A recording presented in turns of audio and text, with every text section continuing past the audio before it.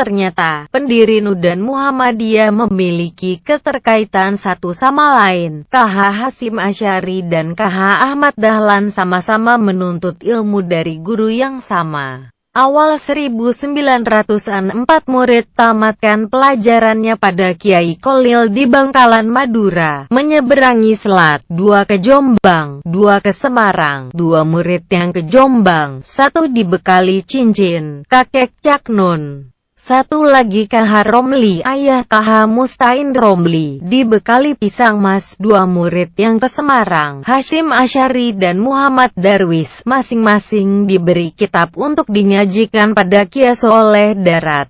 Kiai Soleh Darat adalah ulama terkemuka, ahli nahwu, ahli tafsir, ahli falak. Keluarga besar Kartini mengaji pada beliau, bahkan atas masukan Kartini lah Kiai Soleh Darat menerjemahkan Al-Quran ke dalam bahasa Jawa agar bisa difahami. Pada Kiai Soleh Darat, Hasyim dan Darwis, yang kemudian berganti nama jadi Ahmad Dahlan, belajar tekun dan rajin. Lalu, diusir. Kedua sahabat itu, Hasyim Asy'ari dan Ahmad Dahlan, diperintahkan Kiai Soleh Darat segera ke Mekah untuk melanjutkan belajar. Setiba di Mekah, keduanya nan cerdas menjadi murid kesayangan Imam Masjidil Haram, Syaikh Ahmad Khatib Al-Minangkabawi. Tampaklah kecenderungan Hasyim yang sangat mencintai hadis, sementara Ahmad Dahlan tertarik bahasan pemikiran dan gerakan Islam. Tentu riwayat jalan berilmu mereka panjang. Saya akan melompat pada kepulangan mereka ke tanah air dan gerakanan dilakukan. Hasyim Asy'ari pulang ke Jombang.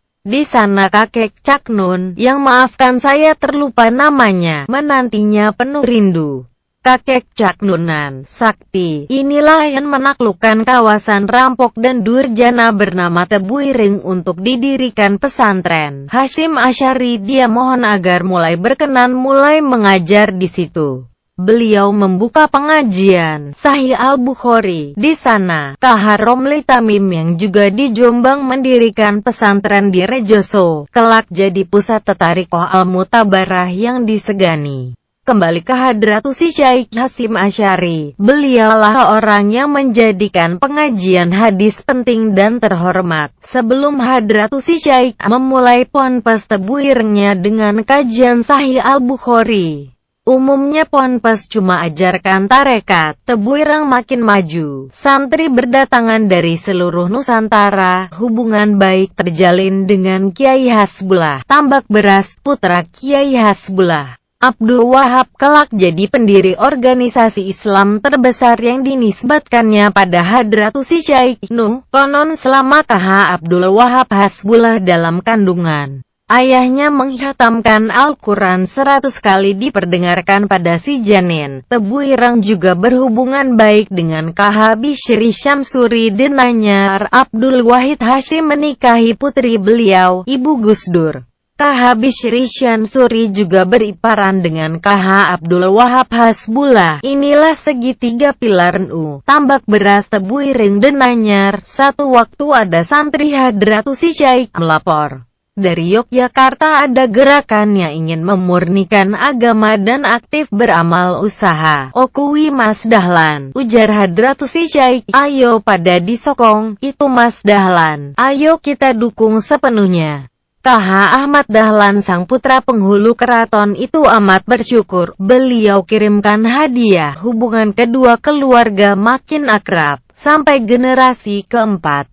Putra-putri Tebuireng yang kuliah di Jogja selalu kos di keluarga KH Ahmad Dahlan Kauman. Gus Dur juga, sebagai bentuk dukungan pada perjuangan KH Ahmad Dahlan, Hadratus Syaikh menulis kitab Munkarat Maulid Nabi wa Bidah. Bagi Hadratus Syaikh itu banyak bidah dan mafsadatnya. Unik, satu-satunya Kiai NU yang tidak diperingati hailnya ia beliau. Ketika akhirnya regesekan makin sering terjadi antara anggota Muhammadiyah vs kalangan pesantren, Hadratus Syaikh turun tangan, kita dan Muhammadiyah sama.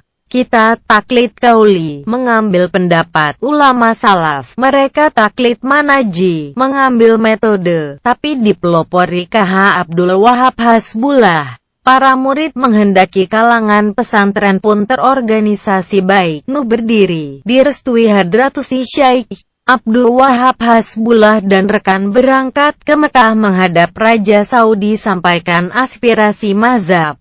Kepulangan mereka disambut Hadratus Syaikh dengan syukur sekaligus meminta untuk terus bekerja sama dengan Muhammadiyah atas prakarsa Hadratus Syaikh KH Mas Mansur Muhammadiyah dan tokoh lain. Terbentuklah Majlisul Islam ala Indonesia (MIAI).